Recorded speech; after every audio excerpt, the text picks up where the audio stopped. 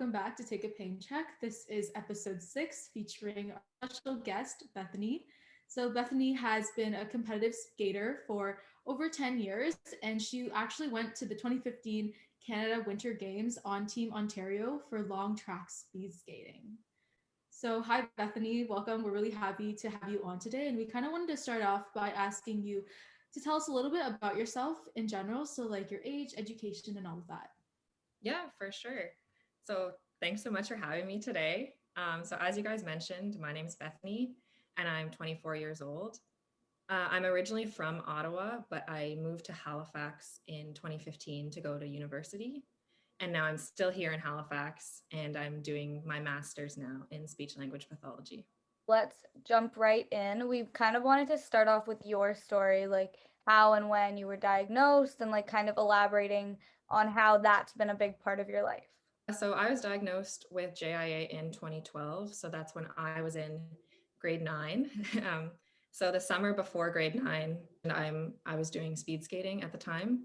So I was training really hard for skating, and my feet and my knees started to hurt.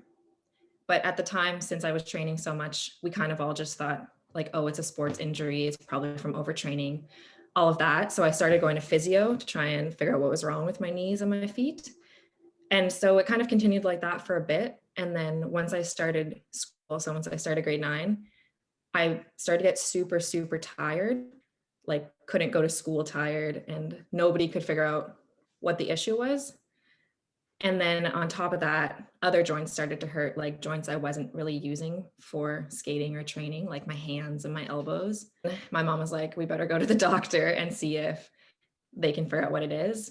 So we went to the doctor and they did some blood tests, but didn't find anything. And so I got referred to rheumatology at CHEO, which is the Children's Hospital in Ottawa. And we were like waiting for my appointment, waiting and waiting and waiting. And then one day it was like my knees were hurting so much, my hands were hurting so much. I like couldn't really walk. So my mom was like, we're going to the ER. And then that's how I finally got diagnosed. I saw the on-call rheumatologist and they gave me the diagnosis of arthritis. Wow. So you had a long process to sort of figure out this was your diagnosis. How are you feeling since you went to the rheumatology clinic? It was sort of like a long process waiting, and then your mom said, okay, let's go to the ER. So how did you feel during that whole time in general? Like, I guess mentally or emotionally? Yeah, I think I was just like mostly confused because it seemed so much like it was like a sports thing. It was like, oh, whatever, whatever. And then it just kept getting worse and worse. And I was trying to do everything I could. And then once we got the referral to go to rheumatology, I think we kind of knew arthritis was like a possibility.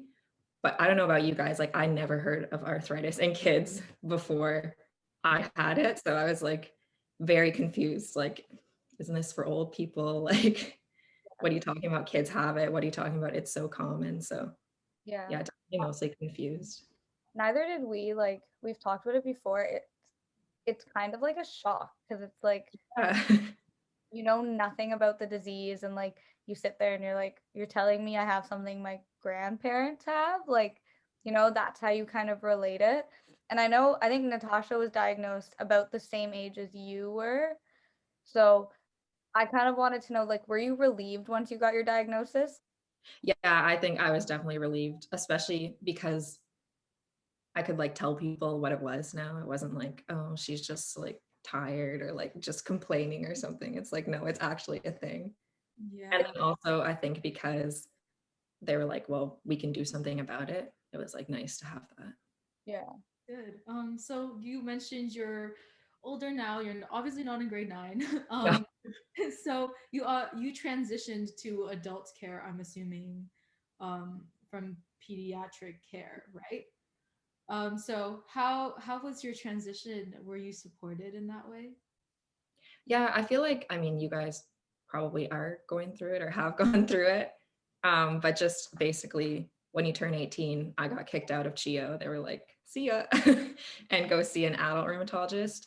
And like, at least for me, I had to really learn how to like advocate for myself as a patient because I think before I always just let my parents kind of handle like remembering what I was doing and what my medications were and everything like that. So having to transition and like you're the only one who knows kind of thing was like pretty tough for me. Yeah. I know Trish transitioned to Yeah. adult care. I So I haven't. transitioned about 2 years ago. Yeah. So like I'm 20 now. So when I was 18, so 2 years ago I transitioned. But I had the same thing. Like when I turned 18, I had my last appointment and I feel like there was no resources to find an adult rheumatologist. Like I found my rheumatologist because my 75-year-old neighbor who has arthritis, her doctor was a good doctor. Like her husband's a doctor, so thoroughly vetted doctor, and that's how I found my rheumatologist. But I know like there was really no resources for me to find a rheumatologist. So I don't know. It's tough to find an adult rheumatologist, especially one that you can actually talk to. Like my doctor's great, but she only ever wants to talk about arthritis. And I'm like, man, like, but other things affect it too. It's not just that. So I don't know. Yeah, I'm 18, but I haven't transitioned yet, and I don't think I will for now. My pediatric rheumatologist is very chill and nice, and she wants to keep me, Oh, that's so good. I will be staying there for now. But it's kind of interesting to know that both of you didn't have that, I guess, care or support when you got transitioned. It's kind of just like, oh yeah, bye. You have to go find someone now. Yeah, and especially because I moved to Halifax too, like right around that time. So then I was here and I was like, I don't know what to do to find a rheumatologist here. And then luckily, like one of the coaches was like a physiotherapist with a rheumatologist. And she was like, oh, I'll get you in there. So I don't know what I would have done otherwise. But I feel like we all have those stories. Like, I don't know what I would have done otherwise either. Like, we just kind of got lucky almost. What would you, I guess we did talk about it a little bit, but if you could, like, what would you change about the transition program to make it smoother for other kids? Probably just, I don't know, like maybe if once you start getting to that age, if the doctors start treating you more like an adult maybe, or like I think just talking about it would make a big difference. Like, okay, like you're moving to this other doctor, your parents probably, I mean, they could come in with you, but they're probably not going to be the first person that the doctor talks to. Yeah. Do you know how to talk about your disease? Do you know what medications you're on? Like all that kind of stuff. I know, like, I had a really tough time because my mom didn't really want to let go. So, like, Yeah. she was still coming to the doctors with me. And then, like, it got to a point where it was just like, Mom, like, I have to do this myself eventually. I know that was a little bit tough. Yeah. I, I I used to keep a yeah, like yeah. a notebook of everything. Like every time my joints hurt or something, I'd like write it down. And that was pretty helpful because Yeah. then you can take it into the doctor with you. Yeah. Our previous guest said that too, actually. Yeah. She was talking about keeping a notebook too. Yeah, a lot of our guests have mentioned like bullet journaling, writing things down about their disease. So it's really interesting that you brought that up. So I Yeah. guess a tip for everyone out there, get a journal. Yeah. Write it down. It If helps. you just write down like Monday, knees, then it's like, oh, and your doctor goes, well, how have your joints been over the past month? You can be like, well, Here you go. yeah. Yeah, it's very symptom based. Like it's sort of like you tell your doctor, okay, like my hand hurts, and then based on that, they make the decision. So Yeah. that's really important. I know Trish mentioned how her mom didn't want to let go of her, and you kind of agreed with that. Um, I feel like I don't want my mom to stop like coming to my appointments because like I'm kind of scared. Like, are you guys like scared? Like, were you scared when you transitioned? You're like, my parents are not coming anymore. Like, what am I gonna do? I don't know. I'm just not ready to be an adult yet. Yeah, I'm still a child. But have you had any of those instances where you were like, now I have transitioned and I'm kind of scared to talk to my doctor by myself without my parents?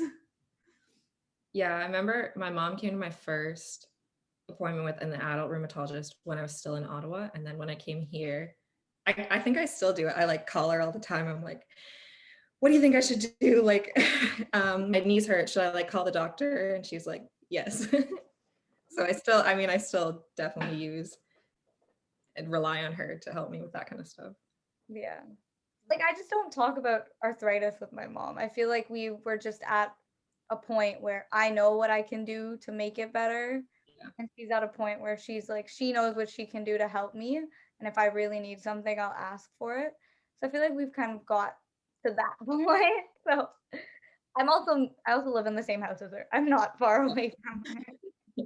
We should dive into the real reason why you're here. Well, the really important part that probably everyone's waiting for, speed skating. That's what we want to talk about. Skating in general and arthritis. So Trish, take it away. How did you start speed skating? Yeah, so I started skating when I was 6 because my older cousin did speed skating, and I was like, I want to do that. And then I've just always been like into sports and stuff, but more so individual sports. So I think that's why I liked skating so much, is that it's like an individual kind of sport. Yeah. So were you passionate about it like right off the bat? Yeah, I think so. I just really enjoyed it the whole time, but I started competing like provincially when I was like 8 or 9 probably. And then that's when it became kind of like my whole life. That's insane. Like I remember I tried some skating classes. I couldn't. It was so hard. So it's great to know that you're so like you're really good at it. Like I struggled. Trish, have you ever skated before? Is Uh, it fun? I'm a swimmer. Like I did competitive swimming and I played rugby and skating. I think I did like 2 years of lessons and then I just couldn't. I Yeah. couldn't get to like, like how you have to stop yourself. I Oh couldn't. yeah. I gave up. I told my mom, I was like, that's it. No more skating. Please. I was like, I can swim, mom. That's all you can ask from me. Yeah. I feel like it's crazy because like now that I think about it, like having arthritis and like speed skating, I even thought like without arthritis, my feet were dying on the ice, right? Like when I was practicing. So like now I kind of want to know how you sort of dealt with that because I know when I tried to skate without having arthritis, it was difficult. So when you were diagnosed with arthritis, and you were skating, when you were trying to get your diagnosis, are there any instances where you sort of like gave up or had to stop because you had pain? Yeah. So some background. In Ontario, between like age 11 to 15, the biggest competition you can do is nationals. So that's what like you're basically trying to be top 4 in Ontario to be able to qualify to go to nationals. So when I started grade 9, I went into that year like ranked within the top 5. So then the very first competition of the year, I like got lapped in one of the races, which it like was very unexpected. And like everyone was like, what is wrong with her? Like, what is happening? Because like usually that would never happen to me at that point. So I don't know. I think I was in denial. I would say I was probably in denial for a long time, especially because the speed skating season starts in September and I didn't get a diagnosis till about February. So it was like a long time of just me being like super stubborn, like, no, I'm going to go to practice and like whatever. And then, couldn't fit my feet in my skates, couldn't tie up my skates, like all that kind of stuff. Yeah. But then like, if you don't know, it's so hard if you don't know what's going on to like be able to say, I can't do it because like I had no reason. So Did you ever want to give up? yeah, I think for me, like, yeah, I liked competing and stuff, but I just always liked skating. And I had like a really nice group of friends at the skating club. So it was also like a social thing for me. Yeah. So I don't think I ever thought of like giving up skating, but I definitely thought of like, like, why am I doing this to myself kind of thing if it's so hard and painful. So Aw, that's kind of sad. Okay. But I'm thinking because you mentioned that it was like like socializing for you. Did you tell your friends at the skating club that you had arthritis when you got diagnosed, and how did they feel if you did? yeah, I mean, I think everyone pretty much at the club knew because my mom like loves to tell this story, but I would like go to practice and then like wouldn't go on the ice because like I couldn't put my skates on or something. So like I was always there even if I was like unable to skate kind of thing. So everyone knew something was going on. So I feel like it wasn't a secret or anything. Wow, that was a that was that was very like eye-opening because I know like Natasha and I both struggled with telling people, and like I was diagnosed a little bit younger than you guys, so I was diagnosed at 11. So I think I struggled with telling people, and to be honest, in grade 9, I joined the rugby team as a big joke, like it was just a joke. But I know that like that sport like kind of saved me. Like it kind of proved to me that even with arthritis, like I could do anything. Yeah, definitely. Can't relate. Did you have Like I played tennis, so right, and that was like when I got diagnosed. I actually signed up for like a tennis club, and like we were in like a little team and all that. And when 2 months after I started this tennis club, because I love tennis, I just never decided to actually play. So 2 months after I got into this tennis club, everything like my wrist started hurting, my fingers started swelling up, and after that, I've never played tennis again, like ever. Like ever. It's kind of sad, but I feel like now I can like look back and be like, I think I can. I just choose not to because I'm lazy. But I think after after a while, you're kind of like you grow from there, and you're like, okay, like I can actually play now. Like my wrists are better. But I think at that point, I was like, I give up. I don't want to play like ever again. And it was very sad. Okay, It's Trish. okay, we'll make a podcast episode where we take you to play tennis again. That sounds fun. We So play all. I kind of wanted to know, did you have like a defining moment like that where it was just like, I did this, so I can probably do anything, even with this disease? Yeah, I think for me it was probably like qualifying for the Canada Games where I was like, this is like, if I can do this, then I can pretty much probably do anything I want. So yeah, that was definitely it for me. I feel like those moments are important. Yeah, super important. Yeah. Did your training like differ from your friends or your teammates because of your arthritis? Basically, if you're like training really hard in skating, you're going to be skating a bunch of times a week, but also doing like dry land. Like I'm sure it's the same for a lot of sports, dry land, cardio, weight training and stuff. And for me, like I had to figure out what stuff I could do and what stuff I couldn't do. So like, for example, I think you were talking about it the other week, like I can't do push-ups at all because of my like elbows and wrists are like all messed up. I mean, maybe I could now, but I just, so anything like plank, push-ups, like that kind of stuff I couldn't do. Running, I used to like be a big runner, and then because of my knees, like I couldn't. So we had to modify, like, oh, okay, maybe I'll swim for cardio, maybe I'll bike, maybe I'll do the elliptical, like that kind of stuff. So I think it was always a process of trial and error with my coaches to like figure out what I could do and what would make it worse. Wow. Do you skate at university? I did, yeah. So I went to Canada Games in 2015, which was my grade 12 year.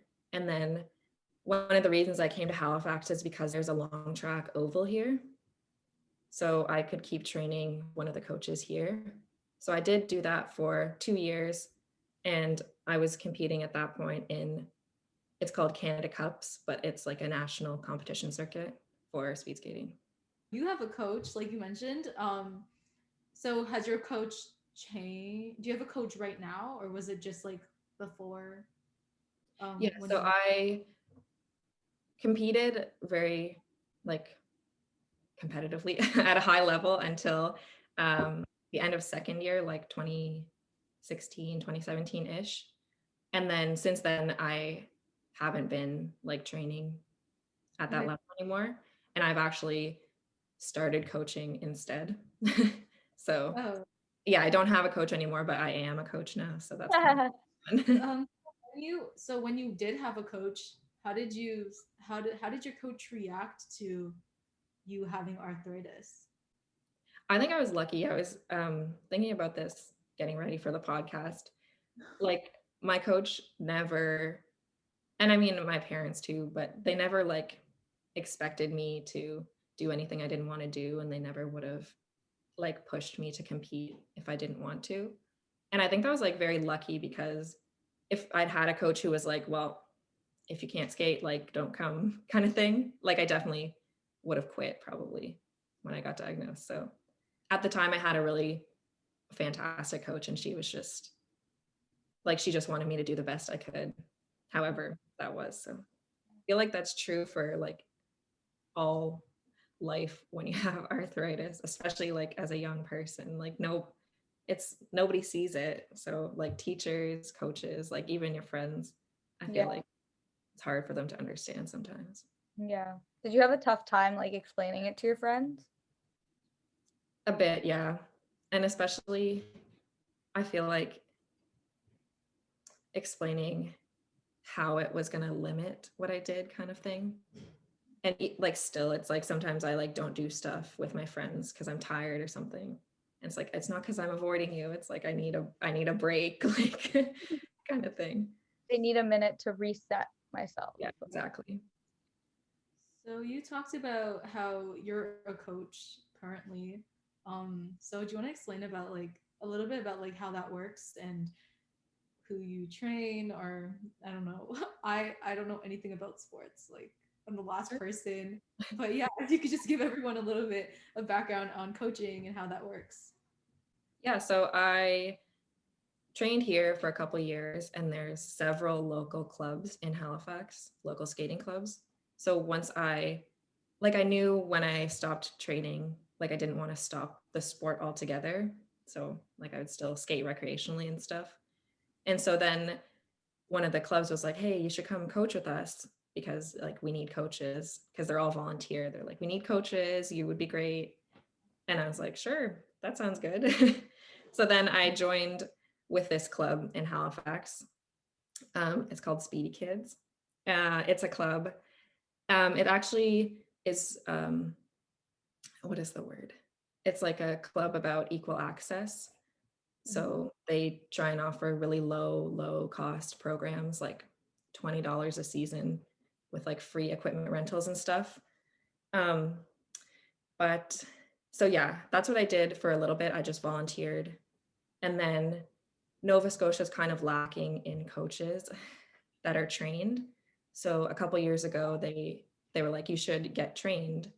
So there's multiple levels of coaching training. And then they were like, if you can get trained, you can coach the provincial team at the next Canada Games. And I was like, oh, that would be so cool. So I did this like maybe 6 months training course of just figuring out how to make programs, like how to run practices, like all that kind of like more technical stuff. And then ended up getting chosen to be the long track coach for the 2019 Canada Games for Team Nova Scotia. So that was pretty cool. Yeah. So it's kind of two separate things for me. I do like the volunteer stuff with like the local club, and I've also do the provincial stuff. Would you ever want to take coaching like on professionally? Probably not, to be honest. I like being involved, but I don't know that I would want to do it as a full-time thing. Yeah. So like as a coach, how did you, I don't know, like how do you advocate for kids that might almost be dealing with what you're dealing with? Like, do you think that your arthritis has made you more understanding as a coach? I like to think so. I think, yeah, what I try and do with the kids that I coach. So right now I'm coaching like the older kids in our club who are that age to go to nationals and stuff, and who would be able to go to next Canada Games. Like I try and do stuff that they like. I try and do stuff that's fun.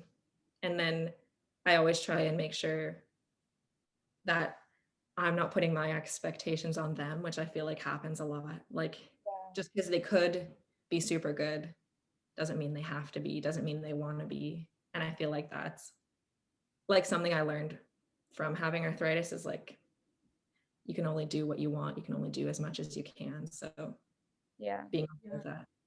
Yeah. That's great. You're like inspiring. I like how you said that. It's so true.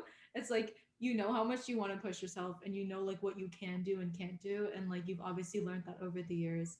So on the terms of like learning that over the years, has your arthritis kind of evolved like since you were in grade 9 to now? Has there been any like changes in terms of pains or swelling or like anything in general?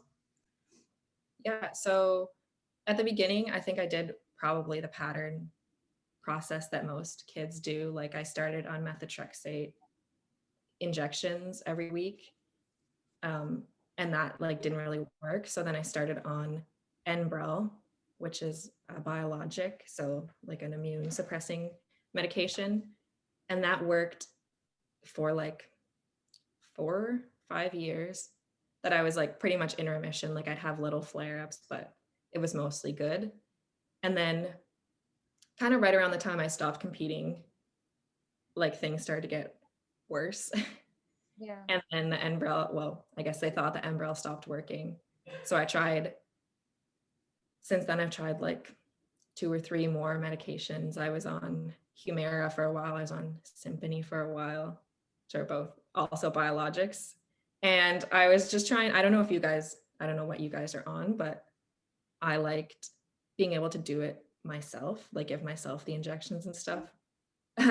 Because then I could like travel home and take it with me, or I could like do it as I wanted. So I was trying to avoid having to go into a clinic or something and get it. Yeah. I don't know what you guys do. Oh, last episode, I kind of talked about how I go to my doctor. My mom drives me 30 minutes every single Monday to get my methotrexate injection because I Yeah. am terrified. I don't trust anyone else. But I mean, I totally understand your situation because it's like you are doing so many things to the point where it's Yeah. like it might be an inconvenience to like go grab your doctor and be like, oh yeah, like can you do it for me? And Yeah. like yeah. I know I went on an exchange like with my university for a semester, and I like having to figure out a clinic there, a doctor there, like would have been crazy. I just got all the medication I needed and took it all with me. So it's kind Yeah. of like independent that way. Yeah. I know like my dad used to give me my needles, and well, like I went on a trip with my school too. Like we went to Spain, and I I just planned it out so it would be before and after. I was like, I'm not even doing this. But I know like when we used to go on like trips, we used to put the doctor's note and like the vial and the needle in the bag. And every time the bag would have been opened and searched, and like Yeah. you could tell that someone had been through your stuff looking for it. Like it's kind of nuts. I'm on pills now, so Okay. Yeah. letting Yeah. go. Yeah. So I'm on Remicade now, which is like an infusion, like an IV that I have to get every 8 weeks. So that's, I mean, not that I've traveled or done anything really in the last year, but I feel like it's going to make it a little trickier if I want to like go see my parents or something, planning it all. Yeah. Yeah. When life starts again. Yeah, exactly. I went to Germany, I think, I don't remember when I went, in like grade 10 with my friends. And I like, by the way, everyone watching this, please consult your doctor before you decide to not take your medications for 1 week. Yeah, that's probably a good idea. Hey, I only took it once a week, so I just changed the days. I didn't. I not- went for I went for 9 days, I think, to Germany. And so like you're supposed to have your methotrexate injection or infusion. I don't know what I was on. I think I was on infusions. Yeah, I was. I'm supposed to have it like, I don't know, once a month or something. We had to like change our date. Or like if I was on a trip, I would change the week, but I would ask my doctor if that was legal before I decided to make my own decisions. So please ask your doctor. But yeah, I think I'm like really needy in that sense. I wanted to ask if you could give advice to the audience about anything related to sports and like JIA in general. Yeah, definitely. I was thinking about this earlier. So first thing I was thinking of is that I mean, I think this is true for anyone, but you really have to enjoy what you're doing. Like if you don't love the sport, if you're not having fun, then I don't think there's a point to doing it, because you're already going to be you're dealing with the chronic disease and medications, pain, swelling, all that kind of stuff. That if the sport's not fun for you, don't do it. Find one that is fun and that you do enjoy. That's tip number one. Number two, and we kind of touched on this, is to find a coach that is going to be understanding to what you're going through. I've had a lot of coaches,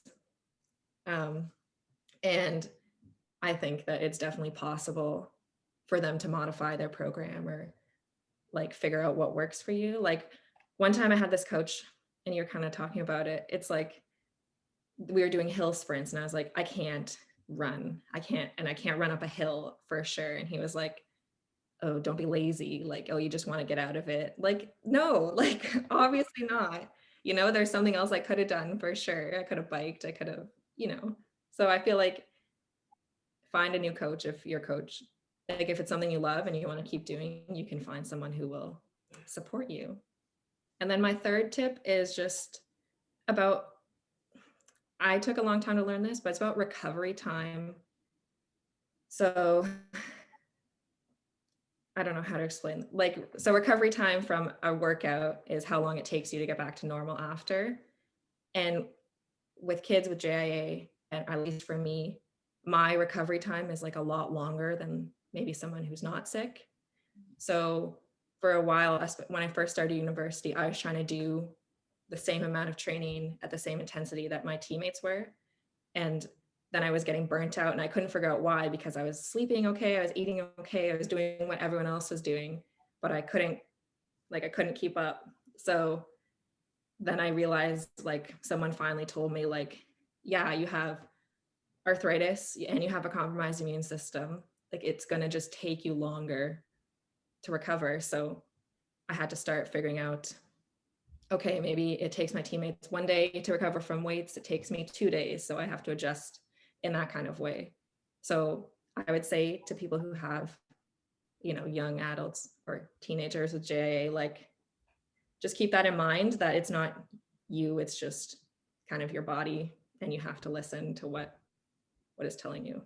Yeah, I think I relate to that a lot because, like, when I stopped playing sports, like, I started going to the gym and I couldn't for the life of me figure out why I couldn't go every day. And then I realized, like, it just takes me that much longer. Like, even if I do only a half-hour workout, it still takes me a full 24 hours to recover from it. Mm-hmm. And I think that's really hard to understand. And I still don't think I've fully understood it, but, you know, it takes a while. Yeah, it is hard. I mean, I think it's the same too with, like, if you're going out with your friends or you're like doing these extracurricular activities, like figuring out maybe you don't have that kind of stamina that other people have to do everything. Yeah. I know, like, in 2019 when everything was open, like, my friends enjoyed partying and I was like, okay, like, you know, like, I don't mind. But then, like, very quickly I realized, like, you know, I can't wear heels to the club every weekend. Yeah. Like, I have to buy flat shoes. Like, I can't go every weekend. Like, I feel like you have to be in that zone and kind of really understand, okay, like, being in the situation kind of like throws it at you and be like, okay, like, I can't do it. Like, I thought I could, but I couldn't. And I think really the way you learn is trial and error and to figure out what works for you and your body. Yeah. Preach. Okay, I just wanted to preach, everyone.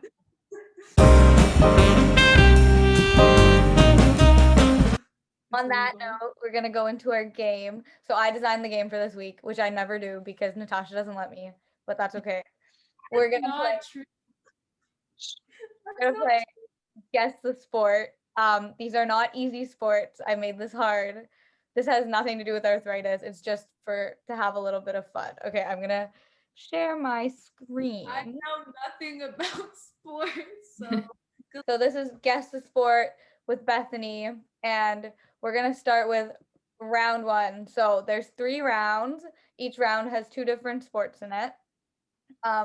There's a little raise hand button on your screen. can you Okay. see if I wait? Can you see if I do this? Yeah, I Okay. can. Yeah. Okay. So there's a little raise hand button on your screen. As soon as you know what the sport is, you can raise your hand. Your hints include what it's played on, what they used to play it, those Okay. kinds of things. It's not very obvious. I tried to make this Come on. funny. I wanted to be funny, not easy. Okay, so All right. round one. This is the first sport. It uses a swimming pool and a ball. Um, I think that was Natasha. it's water polo something. Wait, actually, Yeah. Hey. I have to write this down, otherwise I'll forget who's winning. That's so good. I can't believe I got it. I read like water polo in like Mexico or something. I don't know. I Okay. worked at like the Toronto Pan Am Sports Center, like teaching kids how to swim and stuff. And like their water polo like team is like they're serious. Like it's scary how serious they are. So yes, that was water polo. Hey. Okay, ready for the next one? Ready. Okay. So this is actually an Olympic sport. It's played with a team and it uses a rope. I was not paying attention. I have no idea who put their hand up first. Okay, let Bethany. I'll be generous. Is it tug of war? Yeah. Okay. Tug of war was an Olympic sport. It I is? think I should. It is. Wait, I didn't know that. I didn't know that either. I think I should go to the Olympics now since For I tug of knew. war? Yeah, for Yeah, tug- until your No, hands start hurting. now my hands are gonna like. Have you done it with arthritis? Like pull like the rope. It hurts. You're not fun. Okay, put your hand down, Natasha. Okay. Okay, the next one. This is round 2. It's tied at 1-1. All right. Okay. Yes, Bethany. Is this just polo? Yeah. You said that. I was gonna say water polo, but that's wrong. The Prince Harry plays this sport. Or Yeah. fencing. What about fencing? Is that like a sport? Yeah. Fencing is a sport, but it's not this one. I don't know how this one works. I just know they have a They horse. sit on the horses and there's a ball and there's a net at each side and Oh, they use the stick to try to get it in the net. That's like fun. hockey, kind of. Yeah, hockey on horses. On a horse. I don't know. The British wanted to be different. They wanted to do things differently. So they chose that. Built. Okay, are you ready for the next one? Yes. Okay. This sport, go Natasha. Wait, give me your spiel though. Or no, that's illegal. Use a bat, a ball, and a field. It's baseball. No. Cricket. I don't know. Am I wrong? It is cricket. You got it right the second time. Wait, but that's not fair though. Bethany, would you say cricket or baseball? I thought it was cricket, yeah, because of the bat. Oh, I That's don't. the point. Is it legal for me? No, it's probably not legal to go twice. I don't think so. You can have the point. No, it's okay. Oh my god, guys, I'm gonna give it to no one. Give it to no one. No one gets that point. Yes, but this was cricket, which is very Well, hard to say. it looks like baseball. It is actually kind of like baseball, except the games are like 6 hours long. Oh, My yeah. dad always tells me like back in his day when they used to play cricket in India, he says like the games used to be 24 hours long. 24 hours. Yeah. Yeah, it's insane. Yeah, my dad watches it like a lot. Like Yeah. I don't know how. I don't find baseball or cricket interesting. Not interesting because like you go around and like they're in a circle or whatever, a square. But it's okay. It seems cool. So that's my feedback. That's my feedback. Seems like a cool sport. Yes. Okay, round 3. It is 2-1 for Bethany right now because no one got the last point. Made an executive decision. Okay. This uses a ball. Okay, go Natasha. Field hockey. What? Field hockey. Okay, you were right. Your one guess worked this time. Whoa, go me. I feel so like excited. Yes, that was field hockey. Okay, last one. Oh my This god. is a fun one. So I hope one of you knows it. If you don't, then I'm gonna feel really stupid. Okay, ready? Yeah. Oh god. Yeah, Bethany. Quidditch. Yeah. Oh, Harry Potter. Yeah. Bethany wins. No. At least someone knew it was Quidditch. I was like, what if you must know this? Because otherwise I'm gonna be I know it's Harry Potter. I don't know what it's called. I was a big Harry Potter person. So Ooh, I loved Harry Potter. Do All people- right. On that note, I want to take a moment and No, just no. thank you for coming. Oh. What? Because I had a question. Okay, what's your question? My question was, do people actually play Quidditch like in real life? Yeah. Where? They How? run around. So they use like broomsticks in the shows of in the movies. So they Yeah. literally run around on a broomstick and throw things through Like like in the 3 person. hoops. Yeah. That's so, universities have like Quidditch clubs and stuff. I that's feel so, like that's where I've heard it. wow. Okay. Interesting. On that note, we want to thank you for coming on with us today. We learned a lot. We haven't really had an athlete with arthritis come on, so we just want to thank you for taking your time and telling us your story. Yeah, thanks so much for having me. I've never been on a podcast before, so this was exciting. Thank you. All right, bye everyone. We will see you next week on Take a Pain Check. Bye. The information that we are sharing today is our own personal experiences and does not constitute as medical advice. Please check with your doctor for medical advice that is suited to you and your condition. Thank you.